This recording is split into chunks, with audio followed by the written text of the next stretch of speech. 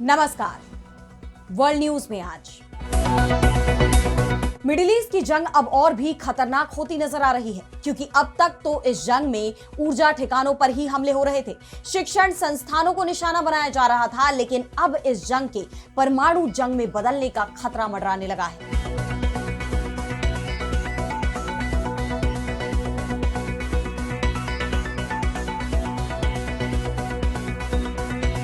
Iran ने Israel पर बड़ा अटैक किया है। यरूशलेम में 10 जगह धमाकों की आवाज सुनाई दी। उसने इराक में अमेरिकन यूनिवर्सिटी पर भी हमला बोला है। वहीं अमेरिका ने ईरान के परमाणु शहर इस्फहान में 2000 पाउंड के बंकर बस्टर बम गिराए हैं। अमेरिकी राष्ट्रपति ट्रंप ने इसका वीडियो भी शेयर किया है। इस बीच संयुक्त राष्ट्र के अधिकारी मोहम्मद सफा ने बहुत ही डराने वाला बयान दिया है।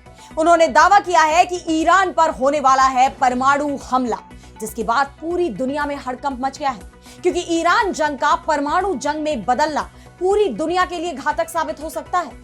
इन सब पर हम करेंगे विस्तार से चर्चा, लेकिन आइए जरा उन खबरों को भी देख लें जिन पर आगे होगी बात। पूर्वी एशिया में खुल सकता है जंग का नया मोर्चा। ताइवान को लेकर चीन और जापान आमने सामने। बीजिंग की चेतावनी, ताइवान ऐसी लक्ष्मण रेखा है जिसे नहीं किया जाना चाहिए पार। ईरान जंग के बीच यूक्रेन ने भी तेज किए हमले। रूस के तेल ठिकानों को बनाया निशाना। मॉस्को ने 102 यूक्रेनी ड्रोन मार गिराने का किया दावा। नेपाल के पूर्व पीएम केपी शर्मा ओली की गिरफ्तारी पर नहीं थम रहा बवाल। सुप्रीम कोर्ट ने पीएम बालेन शाह को भेजा नोटिस। कारण बताओ नोटिस जारी कर मांगा जवाब। और चलते चलते में देखेंगे, वैज्ञानिकों ने आसमान से खोजा पाताल का पानी। खारी झील के नीचे भरा है अमृत। इन सभी खबरों पर हम विस्तार से करेंगे बात, लेकिन पहले एक नजर हेडलाइंस पर। मिडिल ईस्ट जंग के बीच अमेरिका में बड़ा बदलाव। अब फ्लोरिडा के पाम बीच एयरपोर्ट का नाम होगा ट्रंप इंटरनेशनल। डोनाल्ड ट्रंप के बेटे एरिक ट्रंप ने जताई खुशी। भारत आ रहे बांग्लादेश के विदेश मंत्री खलीलुर रहमान। गंगा जल समझौता और फ्यूल सप्लाई को लेकर हो सकती है बातचीत। दौरे से दोनों देशों के संबंधों में सुधार की जताई जा रही उम्मीद। पाकिस्तान में अज्ञात हमलावरों ने उड़ाई गैस पाइपलाइन। ब्लास्ट के बाद कई जिलों में रुकी सप्लाई। अब तक किसी भी संगठन ने नहीं ली धमाके की जिम्मेदारी। अमेरिका में वर्क वीजा नियमों में हुआ बड़ा बदलाव। अमेरिका में अस्थायी रूप से काम करने या ट्रेनिंग लेने वालों के लिए यूएससीआईएस ने बदले नियम। 1 अप्रैल से लागू होगा नया फॉर्म I-129। तो मिडिल ईस्ट में जंग बहुत ही खतरनाक रूप लेती नजर आ रही है। अभी तक तो अमेरिका, इजराइल और ईरान की सेना हमले के लिए केवल मिसाइल और ड्रोन का ही इस्तेमाल कर रही है, लेकिन अब कभी भी ये जंग परमाणु युद्ध का रूप ले सकती है। और इस बार ये चेतावनी संयुक्त राष्ट्र के अंदर से आई है। जी हां, संयुक्त राष्ट्र के राजनयिक मोहम्मद सफा ने इस जंग को लेकर डराने वाली चेतावनी दी है। उन्होंने संयुक्त राष्ट्र पर गंभीर आरोप लगाने के साथ ही अपने पद से इस्तीफा भी दे दिया। सफा ने ईरान की एक तस्वीर शेयर करते हुए एक्स पर कहा कि ये तेहरान की एक तस्वीर है। ये उन अनपढ़, दुनिया न घूमे हुए, कभी सेना में सेवा न दिए हुए युद्ध प्रेमी लोगों के लिए है, जो इस पर बमबारी करने के ख्याल से ही अपनी जबान चाट रहे हैं। युद्ध चाहना एक बीमार मानसिकता है। तेहरान लगभग 1 करोड़ लोगों का शहर है। ये कोई कम आबादी वाला रेगिस्तान नहीं है। यहां परिवार हैं, बच्चे हैं, पालतू जानवर हैं। जरा कल्पना कीजिए कि वॉशिंगटन, बर्लिन, पेरिस, लंदन या किसी भी ऐसे शहर पर परमाणु बम गिरा दिए जाएं। संयुक्त राष्ट्र के कुछ वरिष्ठ अधिकारी एक ताकतवर लॉबी के इशारे पर काम कर रहे हैं। मुझे नहीं लगता कि लोग इस स्थिति की गंभीरता को समझ पा रहे हैं, क्योंकि संयुक्त राष्ट्र ईरान में संभावित परमाणु हथियारों के इस्तेमाल की तैयारी कर रहा है। यह बेहद खतरनाक है। इस जानकारी को लीक करने के लिए मैंने अपना कूटनीतिक करियर छोड़ दिया। मैंने अपने कर्तव्यों को निलंबित कर दिया, ताकि मैं मानवता के खिलाफ इस अपराध का हिस्सा ना बनूं और ना ही इसका गवाह बनूं। मोहम्मद सफा के इस खुलासे ने संयुक्त राष्ट्र की भूमिका पर पहले से ही उठते सवालों को और गहरा कर दिया है। लेकिन सबसे बड़ी चिंता इस बात को लेकर जताई जा रही है कि अगर अमेरिका और इजराइल ईरान के खिलाफ किसी परमाणु हमले की तैयारी में जुटे हुए हैं, तो यह पूरी दुनिया के लिए घातक साबित हो सकता है। क्योंकि जिस तरह ईरान के परमाणु संयंत्रों के पास लगातार हमले हो रहे हैं, उसे देखते हुए इस जंग के परमाणु जंग में बदलने की संभावना से इनकार भी नहीं किया जा सकता।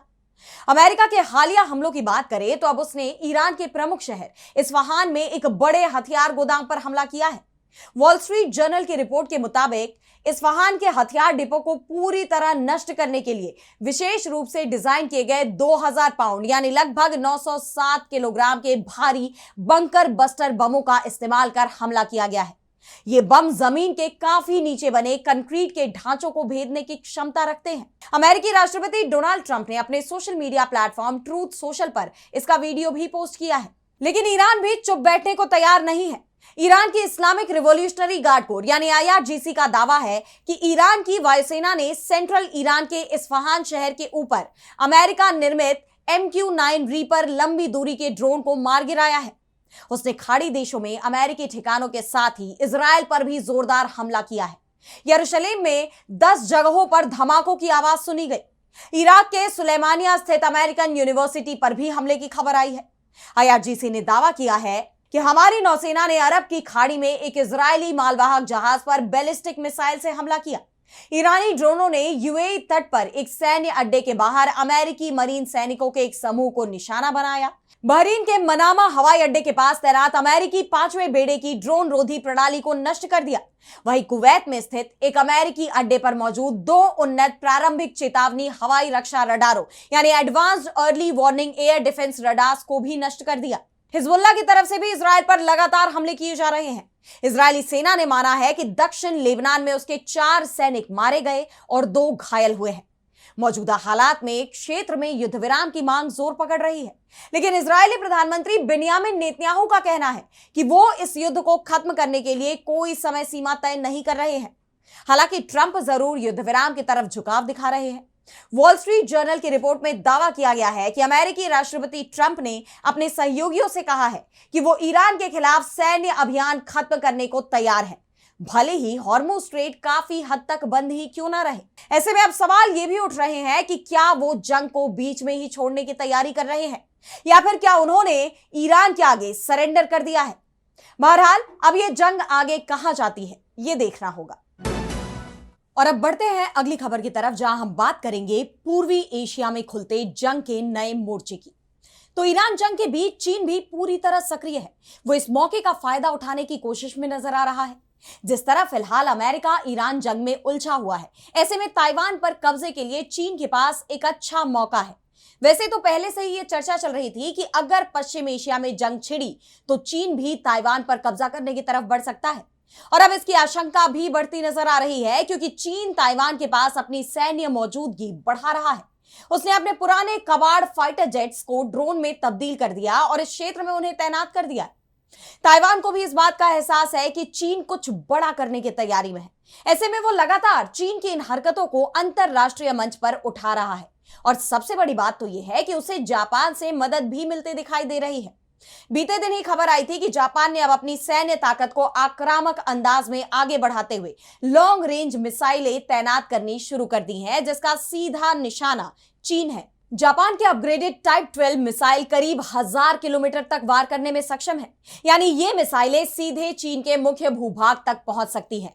जापान ने ओकिनावा, इशिगाकी और मियाको सहित दक्षिण पश्चिमी द्वीपों पर PAC-3 इंटरसेप्टर और मध्यम दूरी की सतह से हवा में मार करने वाली मिसाइलें तैनात की हैं। अब गौर करने वाली बात यह है कि इससे पहले जापान के प्रधानमंत्री साने ताकाइची ने संसद में बयान दिया था कि ताइवान के खिलाफ चीन की किसी भी सैन्य कार्रवाई के जवाब में जापान भी सैन्य कार्रवाई कर सकता है, जिसके बाद से ही जापान और चीन में तनाव देखा जा रहा है। और अब चीन के खिलाफ जिस तरह जापान अपनी सुरक्षा को और मजबूत कर रहा है, ताइवान से उसके संबंध और बेहतर होते दिखाई दे रहे हैं। जापानी प्रतिनिधि मंडल के ताइवान दौरे हो रहे हैं, उससे यह तनाव और बढ़ता नजर आ रहा है। ऐसे में अब एक बार फिर चीन ने जापान को चेतावनी जारी की है। जापान के प्रतिनिधि सभा के सदस्य केईजी फुरुया के ताइवान दौरे पर कड़ी प्रतिक्रिया देते हुए चीनी विदेश मंत्रालय ने कहा कि ताइवान का मुद्दा चीन के मूल हितों के केंद्र में है, जो एक ऐसी लक्ष्मण रेखा है जिसे पार नहीं किया जाना चाहिए। फुरुया ने चीन के कड़े विरोध के बावजूद बार बार अवैध रूप से ताइवान का दौरा किया है। ताइवान स्वतंत्रता अलगाववादी ताकतों के साथ मिलीभगत की है और एक चीन सिद्धांत का खुलेआम उल्लंघन किया है। फुरिया की स्वशासित द्वीप की यात्रा, जिस पर बीजिंग अपना दावा करता है, यह चीन के आंतरिक मामलों में एक स्पष्ट हस्तक्षेप था और इसने चीन की संप्रभुता और क्षेत्रीय अखंडता को गंभीर रूप से कमजोर किया है। यही नहीं, बीजिंग ने फुरिया की ताइवान यात्रा को लेकर टोक्यो से शिकायत दर्ज कराई, उन पर कई प्रतिबंध भी लगाए, जिनमें फुरुया के चीन के अंदर स्थित सभी संपत्तियों और अन्य परिसंपत्तियों को फ्रीज करना और हांगकांग और मकाऊ सहित देश में उनके प्रवेश पर प्रतिबंध लगाना शामिल है। जिसके बाद जापान भी भड़क गया है। जापान की सरकार ने कहा कि ताइवान के साथ जापान का आदान प्रदान स्वाभाविक है। केईजी फुरुया के खिलाफ लगाए गए प्रतिबंध बिल्कुल अस्वीकार्य और बेहद खेदजनक है। हमने राजनयिक चैनलों के जरिए चीन से प्रतिबंधों को तुरंत वापस लेने की मांग की है। जापान के तेवरों से साफ है कि वो झुकने वाला नहीं है। ऐसे में ताइवान को लेकर एक बार फिर जापान और चीन आमने सामने दिखाई दे रहे हैं और सबसे बड़ी चिंता इस बात की है कि चीन ने तो पहले ही इस मुद्दे पर जापान को जंग की चेतावनी दी थी। ऐसे में अगर यह तनाव और बढ़ा तो इस क्षेत्र में भी जंग का मोर्चा खुल सकता है। और अब अगली खबर में बात करेंगे रूस और यूक्रेन के बीच छिड़ी जंग की।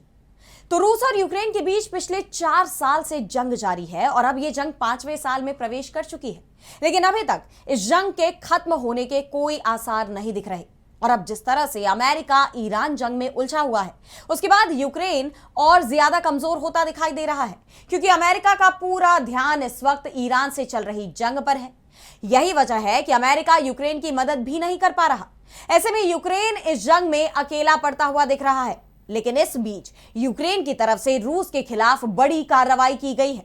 यूक्रेन ने पिछले हफ्ते कई बार बाल्टिक सागर के पास रूस के बड़े तेल निर्यात के ठिकानों पर हमला किया है। इन हमलों के बाद कुछ जगहों पर कई दिनों तक आग जलती रही। बीबीसी वेरीफाई ने पुष्टि की है कि 23 मार्च से अब तक रूस के लेनिनग्राद इलाके में सेंट पीटर्सबर्ग शहर के पास, जो यूक्रेन की सीमा से लगभग 800 किलोमीटर दूर है, वहां कम से कम 3 तेल ठिकानों पर हमला हुआ।